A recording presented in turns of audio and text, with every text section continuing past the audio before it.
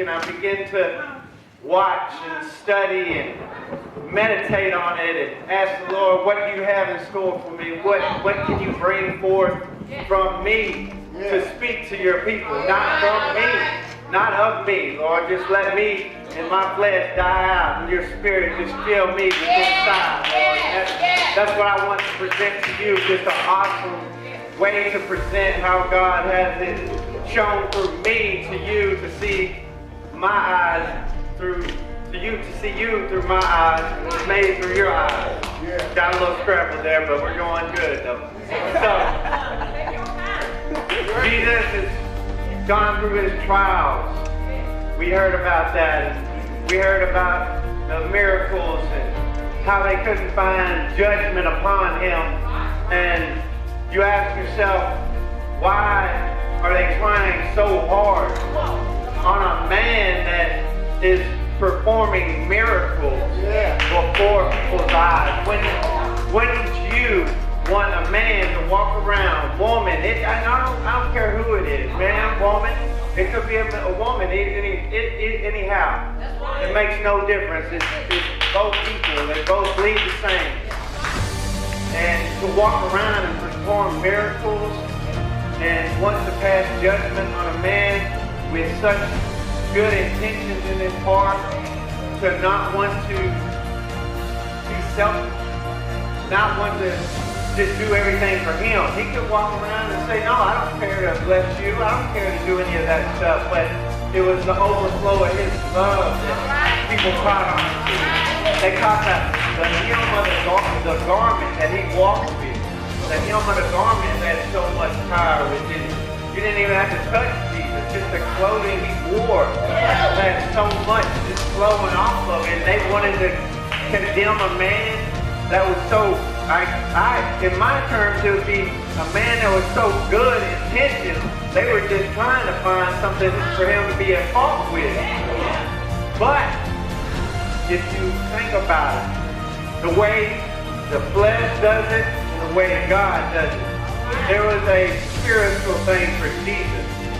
For the people, it was a fleshly act upon Jesus of how they did it, which to me shows how much the flesh can rise up and show the emotions of a human, not in the spiritual way, not knowing what Jesus was actually capable of and how much strength he held within himself to be able to pass it and not lose a bit of that along the way. To feed many people and then to do awesome, grateful stuff for many, many, many people, because by the thousands they flocked. And I believe that he had such a great following that people just wanted to condemn him for his goodness, for his mercifulness. They show that no selfishness, no self-righteousness, nothing in his heart was bad, because it was the Son of God, and that was Jesus, of course. So, seeing that the human side is crucifying him through this process and prolonging this period of time, and you're thinking, what conditions did Jesus go through these times? What did he have to endure? Because the jail cells nowadays, they're okay, but back in the day, you think about it, you're sitting in your bench is hay that's thrown on the ground for the animals to sit on, and that's also your bed. Where's the commode or anything? Just think about the conditions that he had to go through to get to that point, because it took him so long just to try and get him to that point of crucifixion. And to me, it was overwhelming why people would even consider of being hatred towards him. Why would they even have hatred in their heart towards him if all they had to do, if they didn't believe in a miracle, if they just simply asked Jesus, could you just clean my heart? And he just speak a word, because even the woman touched his garment, but yet he didn't even have to touch Jesus. Because he told the man once before, my son is plagued with this demon inside of him. go, your son's healed, and all that good stuff. And he went back and he seen that his son was good and his son was A-okay. So just by a word out of Jesus' mouth was a healing virtue. And if you look at it, we today can speak healing virtue upon people themselves. And me firsthand, that's developed the faith that I need. And seeing the way that God is choosing for me to go and being able to speak when the opportunity arises is just a wonderful feeling. And got here by just a luck of the dime, still praising the Lord in here, so it was good. And it was mighty, and it was just a great atmosphere to come into, like I said before. And back to the way the conditions were for Jesus, it's not one thing to be put aside, but it's another thing to be put aside by yourself. Because, you know, you think about it, if they didn't want nothing to do with Jesus, they're putting him by himself. They're trying to let nobody have interactions with him to even come around him.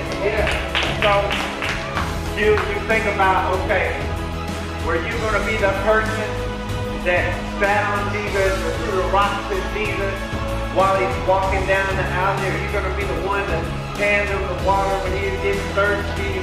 Which one do you put yourself in as of right now? We're not future, we're not past, it's day for day. You don't know the hour nor the day. So where would you put yourself as of right now in your current mood that you're in? You ask yourself that question. Would you spat on Jesus? Would you have gone with the crowd and throw rocks on Jesus? Which one are you going to follow? Because you decided to follow the heart of what God put in him, which was the goodness, the merciful, the loving side, but still enduring and still have love for the people that were doing all this stuff to him. All the walking through the streets and carrying his own cross as he walked down that alleyway. And it was just wonderful, wonderful thing to see that God still had love for his enemies. And he still had most pride would have stuck out inside people, and they would have started cussing people, and they would have started throwing stuff back at people, and they would have started fighting in the streets, and they would have thrown their cross down even. If you look at it like that, you know, that cross was a big cross because they're nailing you up high where your feet cannot touch the ground. You have no chance to get to the ground level, so you know that was a sturdy pillar that they put him up on. Those were sturdy beams that they put him on.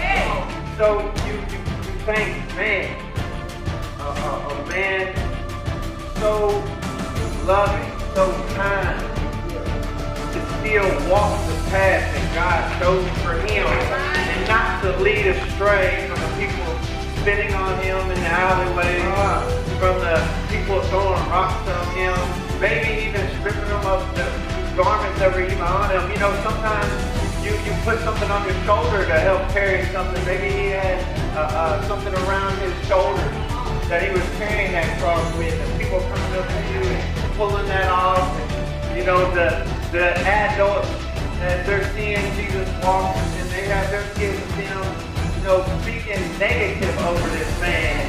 That negativity gets inside the little ones who grow up with that. They understand now what their parents told them, and then they have a mishap. They just missed that, you know, and they just misled, by far misled because of what they've seen, what they endured.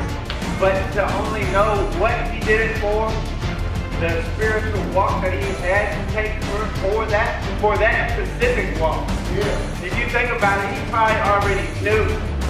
He probably already was told by his father, they're going to spit on him in the street. He was preparing his son for that walk specifically, because that alone was a hard walk. You had nobody for you and nobody against you, but you had everybody in the middle just going back and forth. And it was just a hard thing to deal with, a hard thing to concentrate and speak on, because you don't want to look at the bad side, but you also want to look at the bad side for people that are listening and taking it in, just want to be filled with the whole story, you know, the whole surrounding. You don't want to icing on the cake. You want the sweet and you want the bitter. When you get the bitter, you get the sweet with it also as well. So to say that I want to put that whole atmosphere inside your head, that walk down the aisle, that spitting. Have you ever been spit on? No, sir. Have you ever been spit on? Does it feel good? It feels pretty nasty after you start rolling down your head or your arm, or you don't even want to touch it. You don't even want to do nothing with that. And then, you're holding on. Man, the rocks, can you only imagine? A human can pick up a pretty big rock. And just imagine, I know that might have been little pebbles, but you gotta think some probably were pretty big rocks. You know, them rocks were rocky already and getting beat up, and all these wagons and horses going down and all that. So you imagine, you know, just all the rocks that broke up, how big of a rock was actually thrown at him, and how many were thrown at him, and how long were people just nagging him, and to the point where they lose their own voice, and you know, their own voice starts going out, and it's just a hard thing to see that a man so loved by his mother, but hated by so many people after so many people put a mind to say negative things about him.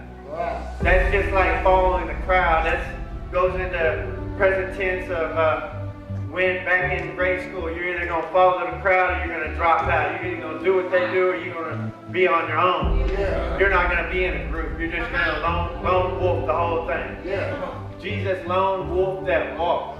Jesus was strong enough to handle that walk. And only because I say that, because of course, God had to prepare him for that walk. And I just want you to put into the context of all of what I said just then, and realize, you know, how tough of a walk he actually made. How hard and how much prayed up he had to be for that walk. Just to carry a heavy cross. A heavy cross upon his back. His own cross, knowing he's going to be crucified. Knowing that alone would make him drop the cross and prolong that. Knowing that alone would have taken the floggings over trying to carry that cross. But that alone, over anything there is, knowing that you're going to your own death, and it's not going to be quick and easy. Not going to be quick and easy. And I just wanted to put the bitter with the sweet, because the sweet part is how I seen God in that image. The bitter part was the people that were against him, what they were doing, and the conditions that he had to go through. But praise God that he did that just for us. I'm not getting the whole thing because I'm waiting it out, because that's not mine. That's not mine. That's the icing on the cake for the last night. And I'm just proceeding to follow that route down that alley. Follow that route to see the grime and the spitting and the rocks. Just imagining that as it plays over in your head, and you realize that, you know, God was so mighty in so many ways. You cannot overcome anything that God did, because he did so many miracles that he gives it to us, a piece of that. And just to know that he went through so much to get so far, knowing where he was going. But you always thought about the hardest part of the journey that he had to make. And to me, that part in the alleyway was just horrible. And I just thank God that he did that for us. I just thank God he made that walk for us.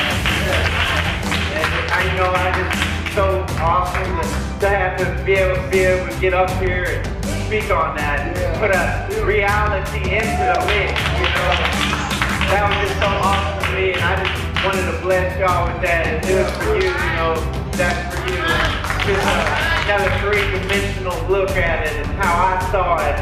how I saw Jesus and how I saw the people that were doing negative against him.